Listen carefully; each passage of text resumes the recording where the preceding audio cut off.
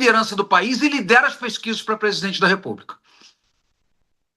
Mais uma vez, muito obrigado pela sua participação aqui com a gente. E nas últimas semanas, como o senhor bem destacou, temos observado nessa atuação do deputado federal licenciado Eduardo Bolsonaro nos Estados Unidos em busca de sanções contra o próprio ministro do STF, relator desse processo, Alexandre de Moraes. Ele teria também influenciado nessa própria decisão do presidente Donald Trump de tarifar todas as exportações do país em 50%. E agora tivemos o vídeo que a gente passou agora há pouco de Eduardo Bolsonaro dizendo que muito em breve podem até aterrissar aqui no país, no Lago Paranoá, como ele destacou, porta-aviões dos Estados Unidos, ou seja, o uso de estruturas militares contra o nosso país numa concretização, digamos assim, de um ataque ou de uma possível guerra. Como é que o senhor observa essas ações de Eduardo Bolsonaro no exterior? Elas não acabam tensionando ainda mais essa situação tão delicada? Não é hora realmente de usar a diplomacia de forma concreta, de tentar apaziguar os ânimos e não colocar mais lenha na fogueira? Sua visão? Olha, o Eduardo Bolsonaro nunca pediu tarifas. Eu falei com ele, inclusive, ontem. Tenho contato com ele frequente. Então, ele nunca pediu tarifas. E eu quero que você que está nos assistindo, as senhoras e senhores que nos assistem, se coloquem no papel de filho. Ele é filho de Bolsonaro e um deputado federal que representa o Brasil, especialmente o povo de São Paulo. Ele foi nos Estados Unidos pedir socorro, assim como tantas vezes a esquerda fez, quando o Lula estava preso pelos seus crimes de lavagem de dinheiro e formação de quadrilha e tantos outros crimes que ele foi acusado e condenado por mais de 20 juízes e que depois fizeram um grande acórdão no judiciário para soltá-lo e colocá-lo na presidência da República. Então, o que ele foi buscar é ajuda e socorro para um país que não tem o que fazer contra um judiciário hipertrofiado. O patrono do Senado Federal se chama Rui Barbosa, tem uma estátua dele lá no plenário do Senado Federal. E Rui Barbosa dizia o seguinte: a pior das ditaduras é a ditadura do judiciário. Contra essa ditadura não há quem recorrer. E é uma verdade. Hoje nós vemos esse escalonamento de perseguição à direita, nós vimos o que aconteceu nas eleições de 2022, tudo contra Bolsonaro e tudo a favor de Lula. Eles conseguiram, e agora ele foi buscar uma ajuda desesperada, porque já sabíamos desse espaço que eles querem prender o presidente Bolsonaro. Eles não querem prender, Bolsonaro diz, eles não querem me prender, eles querem me eliminar, porque onde ele vai, por onde ele passa, ele atrai multidões, seja na Paulista, no Ceará, na Paraíba, no Pará, no Rio de Janeiro, em Santa Catarina.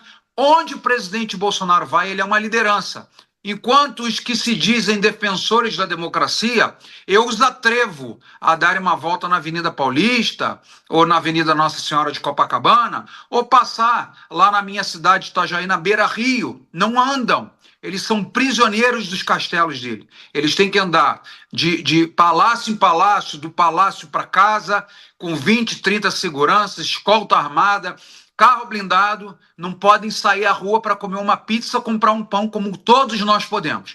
Por quê? Porque fazem do uso do poder da estrutura do judiciário para perseguir aqueles que não são seus aliados. E isso é uma democracia. Eu posso ter minha opinião, se Lula é bom, se Lula é ruim, se Lula é péssimo. Isso não pode virar contra mim uma perseguição à Polícia Federal vir na minha casa. Isso não existe. Bolsonaro estava nos Estados Unidos quando aquela baderna em 8 de janeiro ocorreu. Que crime que esse homem cometeu?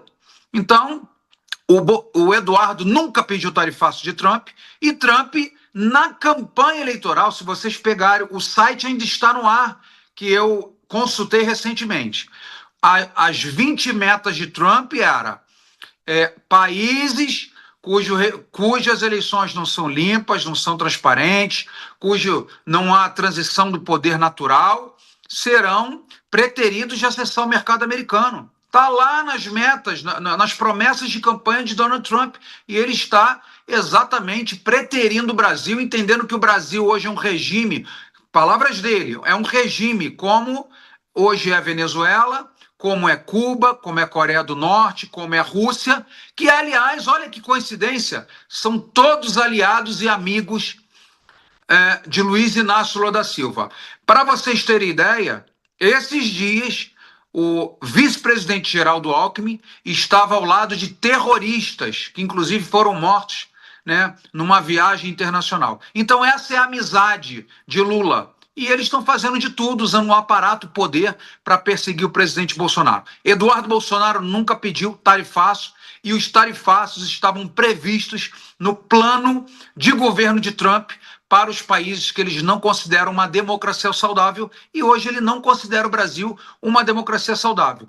Eu quero perguntar a vocês, e uma reflexão a vocês, quando que um presidente americano, maior economia do mundo, maior democracia do mundo, lembrou do nome de um presidente brasileiro? Nunca. E de um ex-presidente? Muito menos. Já são 4 ou 5 manifestações de Donald Trump entendendo o que está acontecendo no Brasil. Então não é Jorge Seif falando, não é Rogério Marinho falando, não é Eduardo Bolsonaro falando. Nós estamos falando de um presidente da maior potência mundial, bélica, econômica e democrata, que é os Estados Unidos da América. Jorge Seif, muito obrigado pela sua participação